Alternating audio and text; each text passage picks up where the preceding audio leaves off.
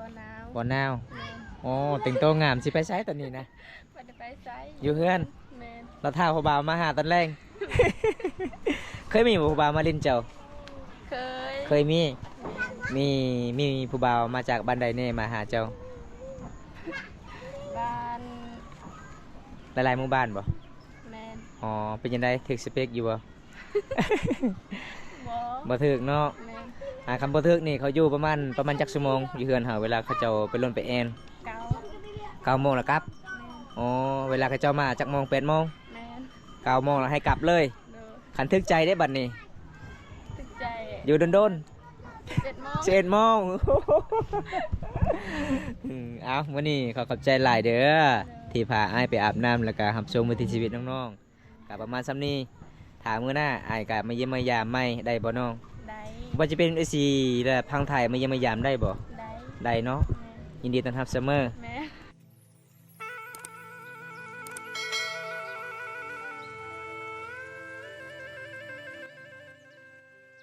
ส่วนลายหมู่บ้านนี่เขาเจ้าก็คือเอานำจุดนี้ทุกคนเป็นหมู่บ้านนอกที่สุดกับตัวเมืองเป็นหมู่บ้านติดกับตีนภูเขาหรือว่าติดกับแคมป์เซละนองก็คือเขาเจ้าส่วนลายเขาเจ้าไปเอาคือนำเซละนองเท่านั้นพี่น้องในเมืองทั้งพูนก็คือเขาเจ้ากับมาเฮ็ดไห้เฮ็ดสวนก็คือขึ้นภูเลยทุกคนไปนอนแล้วก็เฮ็ดกระท่อมนอนไปเลยพี่น้องอยู่ทางภูพี่น้องเพราะว่าเที่ยวไปเที่ยวมามันก็จะเป็นภูเป็นสันเป็นนอนก็เลยกลับบ่ได้ทุกคนมันเมื่อยหลายคือสิเมื่อยหลายนะสาวสุก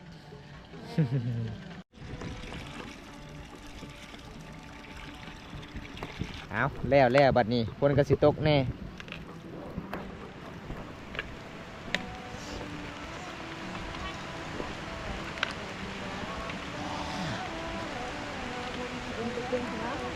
มาบ่ได้หักบ่ไม่คานเจ้านะ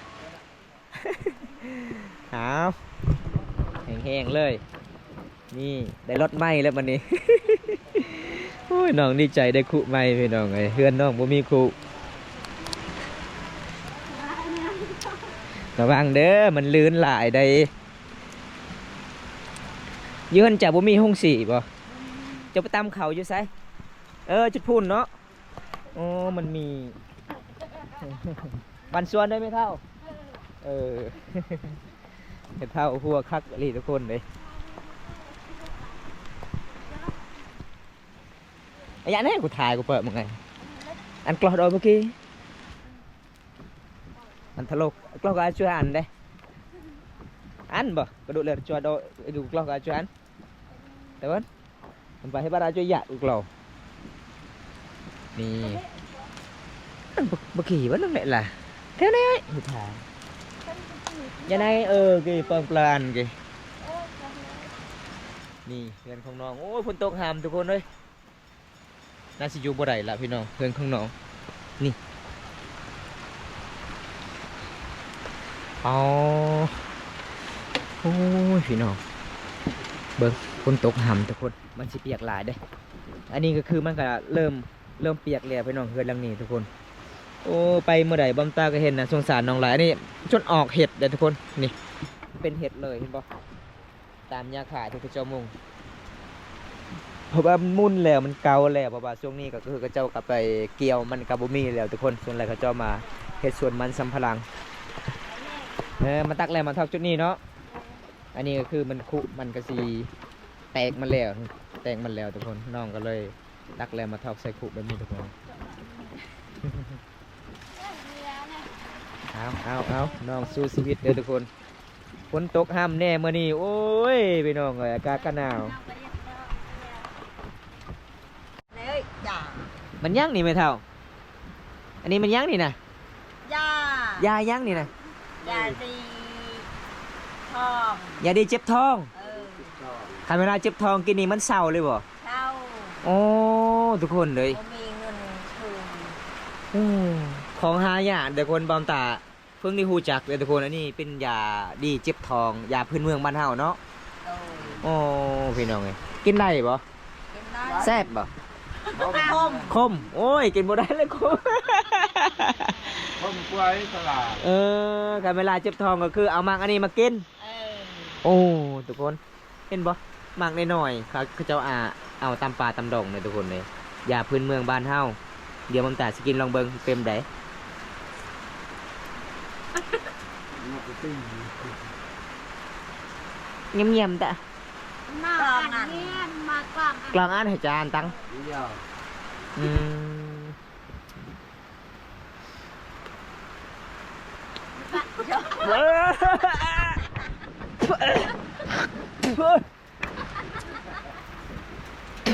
โอ้ย เราไปเพิ่งนี้ โอ้ยคมเมลี่ทุกคนเลย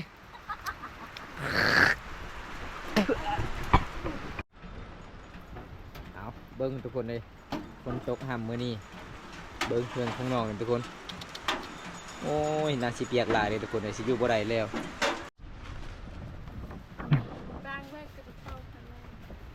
ต้นนะต้นกันเลยคักเนาะกระสอบเจ้าเนาะ กระสอบสวยเข่าเด้อทุกคนเลยเห็นบ่พี่น้องอันนี้จะเป็นห้องนอนน้องเลยน้องก็เลยเอาผ้าห่มมาเฮ็ดประตูไว้พี่น้องกูมีประตูคันผู้บ่าวมาลิ้นแม่แอนก็คือเปิดเข่าไปเลยน้องก็จะช่วยเข่ายันมึงแรงหลังจากน้องไปตักน้ำทุกคนวิถีชีวิตสาวลาวเคสมดบ้านเฮาชุมเผาบรูมังกรก็คือแบบนี้เลยทุกคนเลยขยันหลายพี่น้องตอนเป็นสาวโสดเขาให้เนาะนี่เนาะ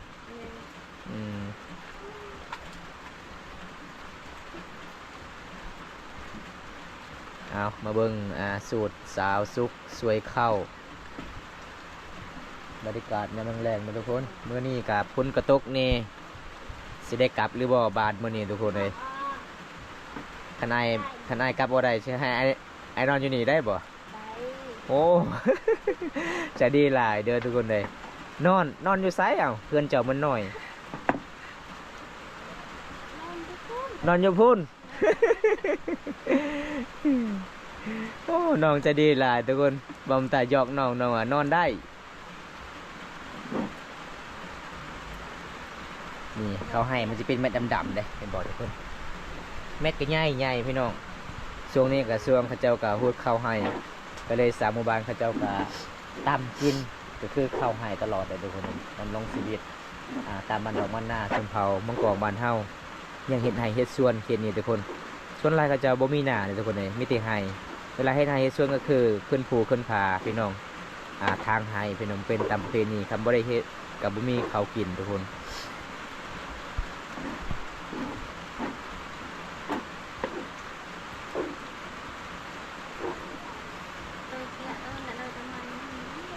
โดยเตี้ยนะโอ้น้ำโดยเตี้ยเนี่ยโดยแต่ไม่ช็อตฮะ ชอบมา อันที่โยจู จูมาแบบด่าท นัดไทยประกอบละเบิ้ลเต้ ำให้มันปะนองกับมัน À, โดยแต่ก็ chả đôi tê con này camera chả đôi tê con cái ồ cùi vào เป็นเกลือได้ bữa ngày mua bao mà bên ở chù นั่งเป้าสิ pôn bao ha cái rùa tê đấy bộ cỏ mua cái tạ đồng bộ cỏ ก็มาในเลือดมันสั่งเลยก็มาในก็มาดูเยอะจะซ้ำวิ่งถูกบินจะอัดอะไร à วิ่งเลยสักเลือดอันจะสั่งก็มองปกติเราเบิร์นนึง nó trâu ตัวมีจ่าเบิร์นเนี่ยตัดใบลงไป đôi nó ấy bộ cỏ ha โอ้น้องว่าทุกคนเวลาเฮ็ดให้เฮ็ดสวนนี่ไปนอนผูเลยได้กลับบ้านบ่ได้เฮ็ดเฮือนมีจุดหนึ่งอยู่ในผูพี่น้องปลูกข้าวปลูกผักปลูกอีหยังต่างๆเวลาเฮ็ดให้สวนก็คือเอามากินมาเป็นอาหาร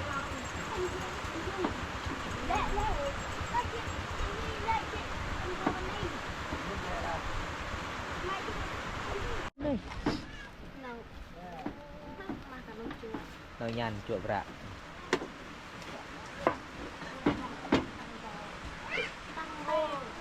โอ้บ่ได้ฮ้อนบ่จะจับเลยบ่บ่ได้ฮ้อนจะล้างเลยบ่มือเจ้านะ น้องว่าล่างแล้วทุกคนนี่ มื่อคืนนี้น้องไปการป่า ได้บันเดะโอ้แล้วบาระได้ปะ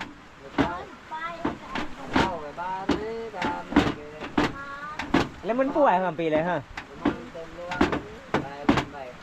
มาไหนมันป่วยนั่ง vừa ăn cái két ý เก็ตน้ำอันนั้นตะดาน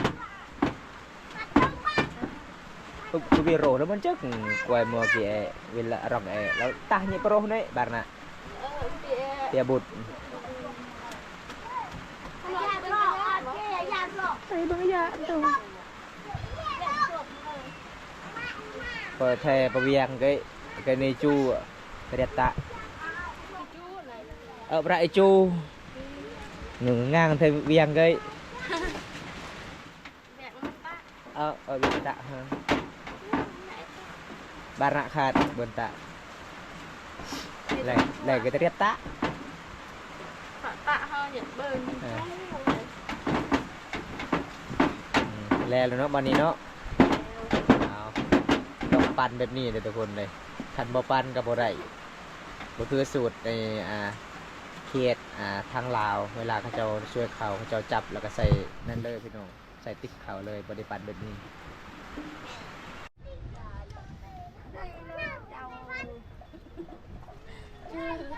คืออย่างน่าสุกอันนี้นะจีมเพชร อ๋อจีมเพชรสูตรสาวลาวเวลาเขาเจ้าชิตามเจียวก็คือจีมเพชรทุกคน เปิดเลยอย่าแยะเลยอย่าเลยดันเซอร์ ส่วนร้ายเคส่วนวอดนี่คือเจ้าตำแจวนี่ต้องเผาก่อนหรือว่าจีก่อนเลยทุกคนเลย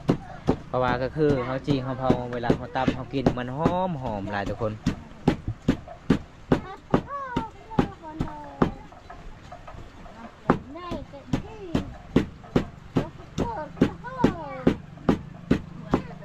หอมเนาะเวลาเขาเผาเนาะ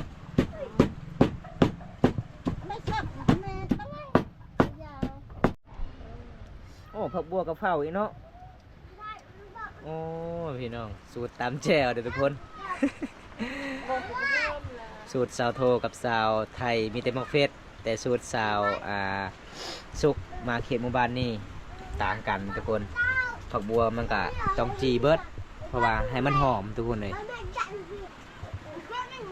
ทำเวลาเอาไข่เอาส่วนคือ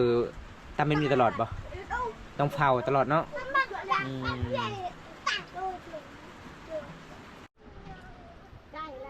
เผาแล้วกับสิตำต่อบัดนี้เวลาเผานี่มันหอมเลยทุกคนเวลาเขาจีผักบัวแล้วก็มะเฟสวิธีเฮ็ดแจ่วเฮ็ดนี่เลยทุกคน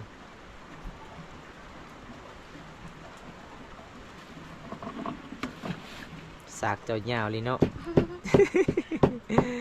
ไม่ขยุ่งบ่เฉพาะงามไม่ขยุ่งเป็นสีดำๆทุกคนหายากเด้อช่วงนี้บ่มีแล้วไม่ขยุ่งเขตบ้านเฮามันเบิดแล้วทุกคนเลย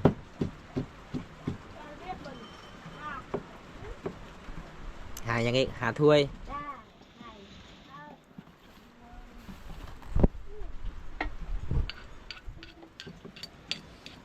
อันนี้บ่วงเนาะขันตัวใหญ่เด้บ่วงใหญ่โอ้บ่เป็นจอกเนาะ ตัวน้อยตัวใหญ่บ่วงหมดทุกคนเขตนี้เด้อคันพอได้มาเขตนี้ต้องเข้าใจนำกันตัวใหญ่คือบ่วงตัวน้อยคือบ่วงเด้ บ่เป็นจอกนะทุกคนเด้อตัวใหญ่เด้อโอ้ใส่ลายเสียบลายเอาอันนี้คือเป่งนัวบ้านเฮาเอิ้น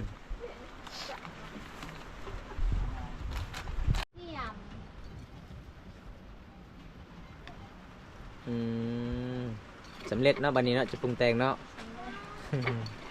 ขยันหลายเด้อทุกคนทั้งขยันทั้งใจดีเด้อ เร่งบอยฟังล็อกหน่อยล็อกบี้ล็อกบี้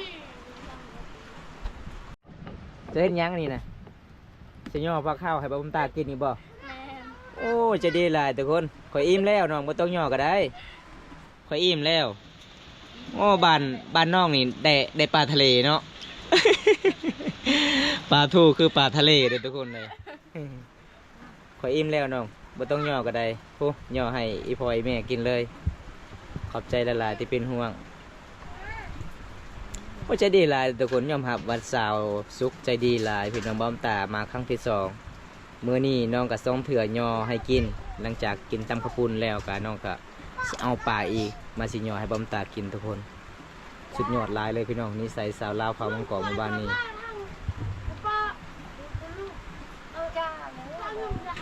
จะเจอคือใส่เจอ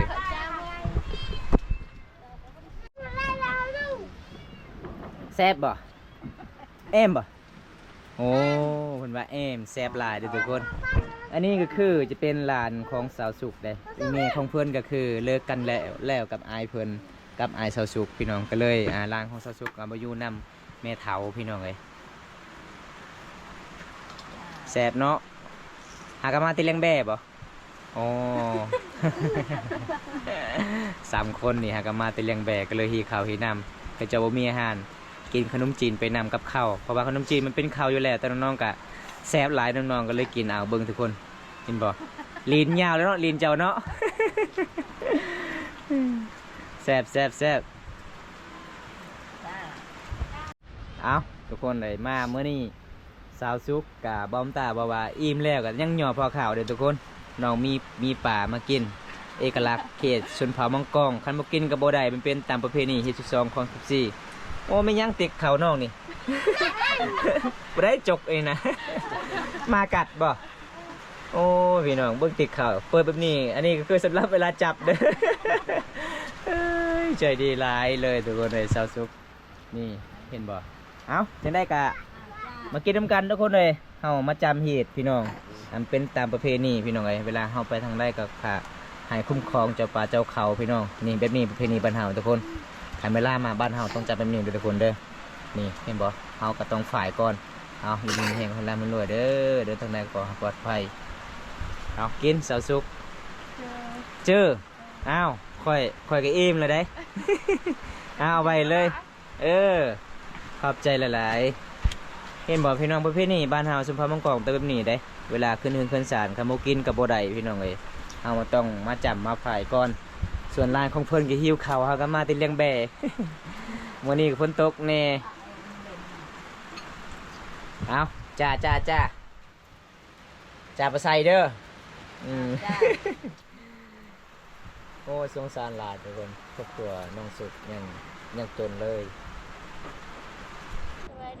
ป้าไว้เนาะไปอาบน้ำมื้อนี้เนาะอาบน้ำผู้เดียวเนาะมื้อนี้อ๋อสีเงาๆหนึ่งทุกคนเลยมามื้อนี้ก็เห็นแต่น้องอาบน้ำคนเดียวมาสุดก่อนก็คือกับสาวโทเด้อทุกคนนี่ลาวันที่11สาวลาวดำรง11พี่น้องความตากันนำบ่ทันน้องเพิ่นไปก่อนพี่น้องเอ้ย ดูทางพุ่นก็จะเป็นไฮของสาวหมู่บ้านนี่พี่น้องทางพุ่นทุกคนเลยเป็นติดกับเป็นภูเขาหรือว่าหุบเขาพี่น้องเวลาเขาซ่อนป่าในกลางคืนได้หลายป่ะปลาหลายป่ะจุดนี้ป่ะหลายอ๋อเคยบอกไปสอนกลางคืนเคยได้เนาะอ๋อทุกคนเลยแสดงว่าเขตนี่ยังอุดมสมบูรณ์เลยทุกคนเรากล้วยป่ะทุก เอาโอเคตามเตวิธี11สาวสุขคุ้นสวยหมู่บ้านคุ้นสีทุกคนเลยหมู่บ้านนี่ก็จะเป็นสุนผามังกรหลายๆคนเลยบนจุดเขาเจ้าอาบน้ำเบิร์นทุกคนมันจะเป็นไทม์ไลน์เลยพี่น้องนี่มีติกรหินหลายๆเลยโอ้สุดยอดลายเลยพี่น้องธรรมศาสตร์เขตนี้พร้อมตามาเยี่ยมมายามน้องวันนี้กะหน้าหนาวเนี่ยพี่น้องไอ้ฝนตกห่ำเนี่ยกะสิเมื่อใดเลยบ่น้องว่าเมื่อบ่ได้ก็นอนเฮือนน้อง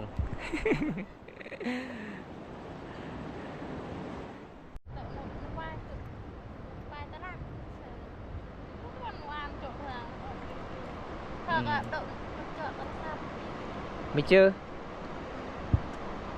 ภาษาไทยดังภาษาไทยบันกะใจบันตะเบ้อใจบันอาจารย์โดยหัวใจเด้อมาเมื่อนี่ซักเสื้อผ้าไปพร้อมเนาะ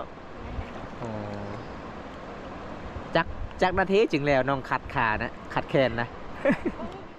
โอ้ให้มันออกเบิดทุก คนเลยสวยแบบบ้านๆเลยทุกคนสาวลาวเคนนี่ได้ก็จะดำรงชีวิตตามป่าตามดงเพราะว่าปีนี้น้องบ่ได้นอนผูปกติน้องกะใหญ่อยู่ผูเลยทุกคนเลย บอมตาถามแม่เพิ่นว่าลูกสาวค่อยนี่ใหญ่อยู่ผูเลยบอมตาเอ้ยเพราะว่าปีนี้ล่ะเพิ่นกะอยู่บ้านได้เห็นบ้านอีกแต่ละปีแต่ละเทื่อก็อยู่ผูตลอดเลยเฮ็ดไร่เฮ็ดสวนนอนผูเลยแม่นบ่สาวสุกแม่นเนาะมี FC คนหนึงคอมเมนต์ว่าเจ้ามีผัวเลยบ่ฮะ ยังบ่มีบ่ แม่น โอ้พี่น้อง FC คนหนึงว่าสาวสุกมีผัวเลยบ่โอ้ข่อยว่าบ่ฮู้เด้อสาวสุกยังโสดข่อยเว้าหั่นน่ะ ข่อยละตกใจคือกันล่ะว่าสาวสุกอายุ15ปีว่าเป็นแม่ห่างแล้วบ่แม่นเนาะแม่ห่างเนาะ บ่แม่น เป็นสาวเลยทุกคนเลยสาวขึ้นใหม่เคยมีแผนอยู่บ่ เคย เคย เคยหรือบ่เคย บ่เคย บ่เคยเลยอ๋อ ใครสิมักนะคนจน อ๋อบ่มีไผมากคนจนเนาะ แม่น แต่มีคนมักตอนนี้ก็สิเอาคือกันเนาะ เอาเป็นครอบครัวยากจนเป็นหยังเจ้าคือบ่ได้ใส่ดอกพันธุ์เจ้า ใช่แล้ว ใส่ดอกพันธุ์งามแต่แขวเจ้ามันขีด แขวที่มาเละไม่เจาะไปสิโปนไปโต้อยอิงแหง เอ้ยใส่ แซนฮาง มันกุยปะโอ้ยกะตะรัง ในเตอะโต้อยจิทัก เจ๊มาเลย เอาเวลาซักเสื้อผ้าเป็นหยังคือบ่ได้ถือคุมาบ่ยากทำอะไรถือคุนี่มันเปลืองสบู่คันถือคุนี่สบายซัก เสื้อนี่เนาะเวลากลางคืนนี่มันเป็นแสงเนาะเวลาเขาเยียง เป็นแสงเลยทุกคนในเสื้อนี่ได้เวลาเขาเจ้านุ่งเวลาเขาเยียงใส่ไฟฉายนี่มันเป็นหุ่งเบิดเอาน้องก็สิซักเสื้อผ้ามื้อนี้น้องก็สิช่วยบัมตาอาบบ่ไหวแล้วทุกคนเลยมื้อนี้บัมตาสิกลับบ้านแน่บ่มีผ้าเซ็ตโตนี่มามื้อนี้มายามแรงๆทุกคนเลยมาเยี่ยมมายามน้อง FC หลายคนบัมตาไปขอเพจขอหลายน้องส่วนลายเขตชนบทนี่เขาเจ้ากับบอดี้ลินหลายเลยทุกคนเล่นแต่เฟซบุ๊กเนาะเล่นแต่เฟซบุ๊กเลยทุกคนคันทักหาน้องก็คือทักภาษาลาวโลดภาษาไทยน้องฮู้บ่หลาย ฮู้แต่คอยฮักเจ้าสันรักเธอประมาณเท่านั้น ใช่ครับหนูกันมากระดาษเลยหนูปวดติหนูก็จะติกระลับดอกมาหนูปวดยาละก็มันไข่ โปรโต้ยโปรโต้เละเปล่า ตัวอ้อยอะหนูตั้งอะไรหรือแบบหนูแป้งหนู แต่มาคุยกันว่าแก้วนะ ก็เขาซุ่มปวดตัวโอ้ย จ้ะ ปวดอ๋อจะเบิร์น น่ะเป็นไปหน่อยมโนนี่ตัวโอ้ย แล้วอาทิตย์แล้วก็ตั้งอ่ะเนี่ย น่าสมมุติอย่างงี้ดงใหม่มาหน้าใหม่เนี่ยผ่าเรียงเลยเลือกนะคนละแบบเลยกูเนี่ย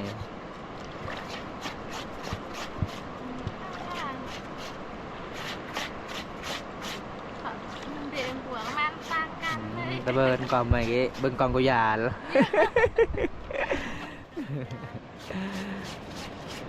ขอโทษแล้วล่ะเด้อทุกคนเลยที่บ่เข้าใจภาษามังกรบ้านเฮาบอมตากระสิถามน้องภาษาเราเทิงว่าน้องมีผู้บ่าวหรือบ่น้องว่ายังบ่เคยมีผู้บ่าวเลย ตั้งแต่เกิดมาทุกคนเลยมี4คนหนึงแหละคอมเมนต์เข้าใจผิดว่าน้องเป็นแม่ห่างบ่แม่นนะทุกคนเลยเป็นแม่ห่างก็คือใน2บอมตาชาวเซอร์ชาวแซกชาวโทชาวไทยเป็นสาวแม่ห่างทุกคนทางลุมพี่น้องเขาจะเอาปลาทางนั้นทุกคนเลยเพราะว่าช่วงนี้ส่วนลายปลาครึ่งออกกับปลาสูตรพี่น้องส่วนลายเขาจะได้ประมาณ20 โล10 กิโลทางนั้นแหละพี่น้องวันเก่งๆนะทุกคนขนาดแรกนี่เข้ากาข้ามไปทางพุ่นกระไดได้มันเป็นแก่งเป็นหมู่บ้านชาวบ้านพุ่นซีบอลได้เขาเห็นพญานาคเล่นตลอดบอลได้อยู่ทางเทิงผู้โอ้เวทแกงนี่บ่โอ้ไม่มีพญานาคเล่นเนาะ เจ้าเคยเห็นบ่มีแต่ชาวบ้านเขาเจ้าเห็นโอ้พี่น้องอยู่นี่ก็แม่น ห่วย นอนจะมีรักได้ โยอย่าเด้อทุกคนเลยอย่าเด้อ บ่ต้องอาบโลดนำทุกคนเลยน้องมาว่าจุดนี้ก็แม่นเด้กระเจ้าเคยเห็นพญานาคเล่นเลิกบ่จุดนี้เลิกแห่งบ่อ๋อ เจอแล้ว บ่ได้เลิกมันตื่นคันไปพุ่นก็คือฮอดแกงเล่นเลยเนาะลองไปพุ่นทุกคนอันนั้นเจาะอ่ะอันนั้นปวดเด้อ น่าอดตัวไหนก็ว่า ดมเก่งนะครับ นี่ยังตัวน้องเอง โอ้โคตรตะยานเลยทุกคนเลยมาเขตนี้เพราะว่าน้องบอกว่ายามหน้าแรงเวลาดำมันตื้นแหงเลยเอาพญานาคเล่นจุดนั้นทุกคนเพราะว่าหมู่บ้านเฮานี่เป็นเซละนองนี่บ่อคำบ่อเงินหลายเลยทุกคนมีหลายจุดเลยบ่อคำพี่น้องจุดนี้ก็เมนเบิดบ่อคำเพราะว่าอยู่ทางลุ่มก็เมนเบิดบงกระเจ้าเฮ็ดเครื่องก็เมนเบิดทุกคนเลยก็เลยมีพญานาคคุ้มครองไว้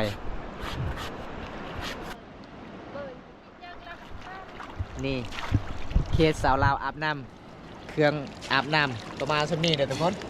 มีแพบมีก้อนหินบุรถแล้วก็แปรงสีฟันยาสีฟันเบิดเท่านั้นทุกคนเลยน้องกับบ่มีเงินอยากซื้อสบู่เนี่ยเพราะว่าน้องก็หาเงินบ่เป็นพี่น้องเขตนี้หมู่ของน้องนี่ไปเฮ็ดงานหมดเนาะส่วนน้องบ่ได้ไปเฮ็ดงานบ่มีเงินจ้างรถคันมี FC ให้เจ้าไปเฮ็ดงานอยู่ไทยน้องไปได้บ่บ่ฮู้เอ้าน้องเฮ็ดงานอยู่ลาวนี่บ่มีเงินเด้แต่ผู้บ่าวหลาย แต่ประมาณแล้วก็ ไทยอีสานมันก็เว้าลาวได้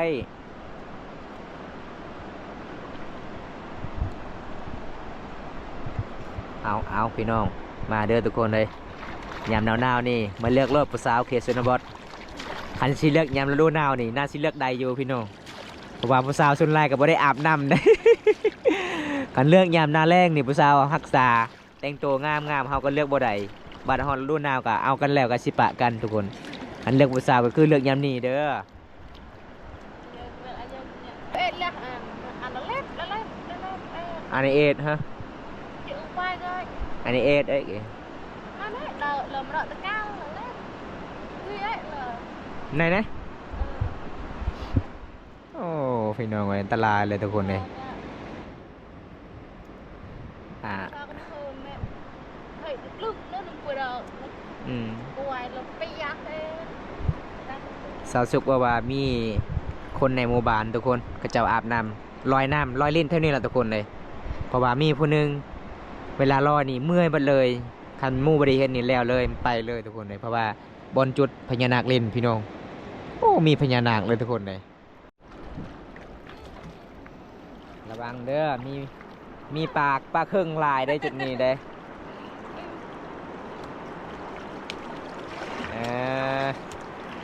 สระผมเลยเนาะเอาน้องกับสิสระผมเลยโอ้ยสิอาบได้บ่ทุกคนเลยเบิ้งพี่น้องหนาวแห้งเลยทุกคนขนาดอยู่ในน้ำบอมตากันยังเย็นยังมาทันได้ลงน้ำเลยเพราะว่าชาวลาวส่วนหลายเขาเจ้าก็เคยอาบน้ำมันสิ้นแล้วทุกคนเลยก็เลยอาบน้ำได้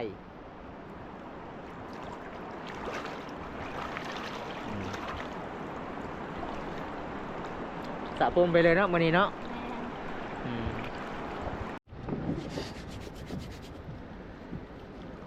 เวลาลงน้ำแล้วเอาแพบมา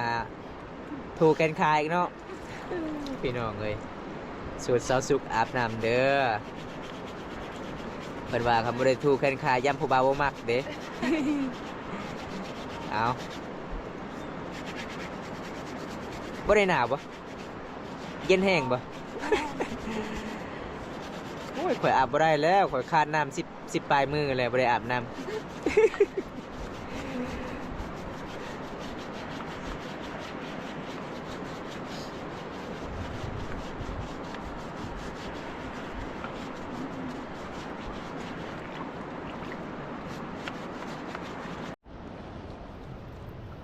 จุดสระผมรุ่นใดคืองามแท้รุ่นใดจุดสระผมนะยาสีหัวรุ่นใดว่ามันเคลียร์บ่ cô mẹ อ๋อโมเมนต์เคลียร์พี่น้อง เพื่อมาอาบน้ อ่าอันนี้ของเวียดเนาะนี่เนาะยาสระผู้ของเวียด เฉพาะงามคือผู้สาวเวียดนาม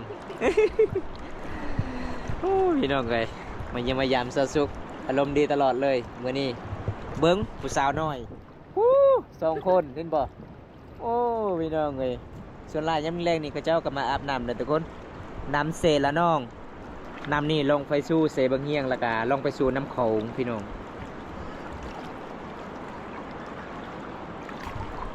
โอ้ผู้สาวมาหลายเนาะ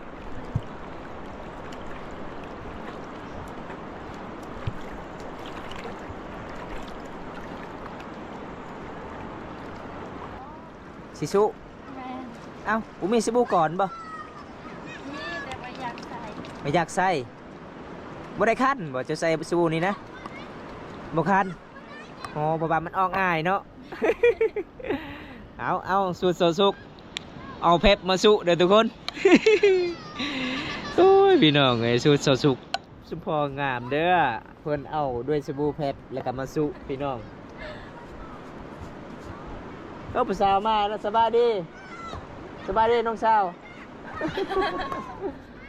โอ้ยสาวงามเด้อมีลูกเลยบ่เจ้ามีลูกเลย บ่มี บ่มีผู้สาวเก่าอ้ายได้นี่นะ แม่นบ่สาวเบ็ด อยากยานเธอวิ่งอยู่กันไหนนะอังกฤษหนาวบ่หนาวก็อดเอาเนาะกำลังกาบฮักก็ยังอยู่ใดเป็นสาวโสดเบิดปีเด้อทุกคนโอ้ทางนั้นเขาจะเอาป่าเบิ่งพี่น้องอายเพิ่นได้ป่าใหญ่เห็นบ่อายเพิ่นก็เราเอาเหือไปนำโอ้เสียดายเลยว่ะพี่น้องมาลุ้นนำกันทุกคนเลยเบิ่งสามหมู่บ้านเขาเจ้าก็มาอีกเด้อทุกคนเห็นบ่เขาเจ้ารอทาคิวพี่น้องเพราะว่าหลายๆคนเขาเจ้าส่วนหลายก็มักอาบน้ำจุดนี้ได้พี่น้อง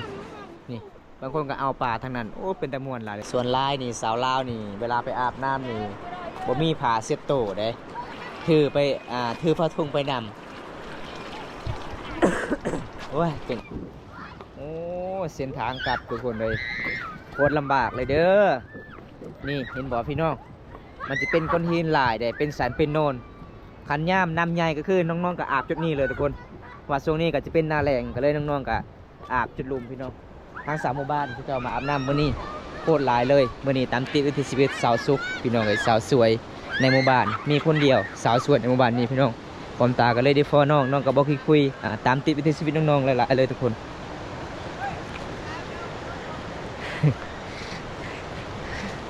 น้องเคยถ่ายเงี้ย อดอยู่ถ่ายเลยเวลาตอนเสาร์ในจักโมงน้องไปอาบน้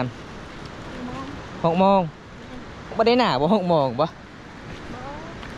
เคยอาบเนาะมันใกล้ๆกับบ้านเนาะคันเวลาน้ำใหญ่นี่ฮอดบ่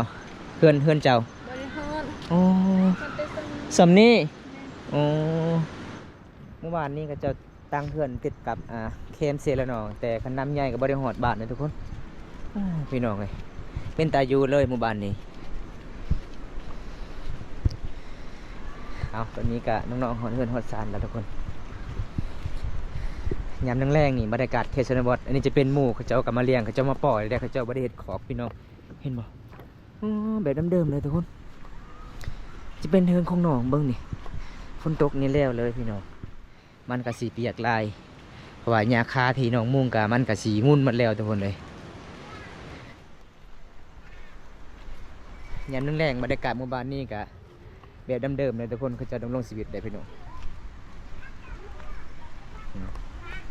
น้องก็จะขึ้นเฮือนทั้งนั้นเพราะว่าเฮือนของน้องก็ประมาณซ้ำนี้นี่มันคือสิพังมันแล้วพี่น้องเลยเพราะว่าบ้มตาก็เห็นน้องกับเป็นน่าสงสารน้องหลายเลยก็เลย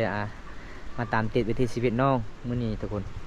เรียนกันเลยทุกคนยามแรงๆนี่บ้มตาก็อัปเดตวิถีชีวิตสาวลาวหมู่บ้านนี้แน่หลังจากที่บ้มตาสิมาเยี่ยมมายามสาวสุกไปอาบน้ำบรรยากาศแรงเห็นบ่ทุกคนเฮือนเขาเจ้าบางคนก็มีเฮือนน้อยบางคนมีเฮือนใหญ่ส่วนหลายเขาเจ้าก็มีเฮือนแบบโบราณเลยทุกคนเขาเจ้าเอาโดยไม้เหี้ยมาสานเฮือนสานบ้านซองทุกคนเลยเห็นบ่ทุกคนยามแรงๆนี่พี่น้อง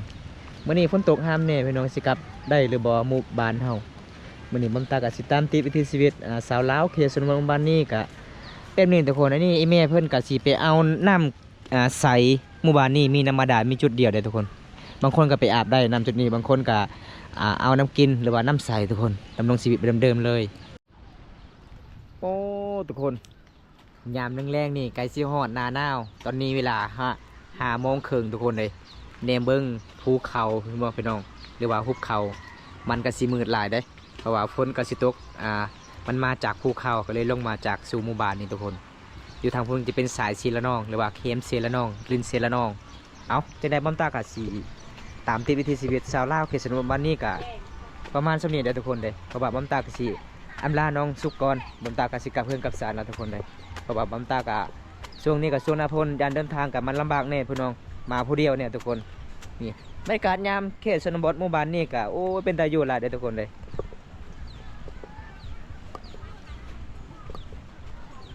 ปิดยังเสียสุกฟ้าพื้นตะด้านเนี่ย เอาน้องว่าสิฟ้าพื้นเอาตามตีวิถีชีวิตน้องเพื่อนเลยฮะไปทางไหนคักเนาะเสียงปวะเนาะ โอ้เมนขนาดเด้อทุกคนเลย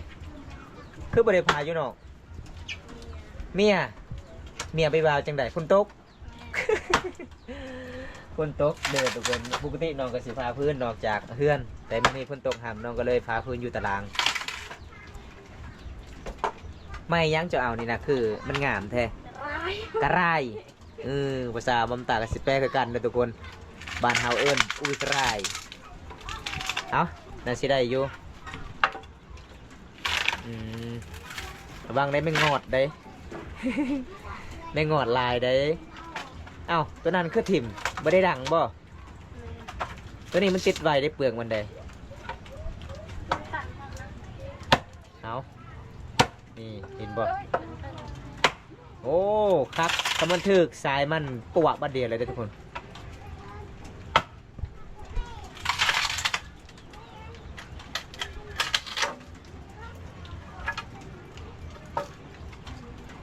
เก่งเนาะจะพาพื้นนะสาวซุกพาพอได้ลักษณะพอได้เป็นแข่งกับน้องบอกเลยว่าทุกคนสุดยอดหลายเลย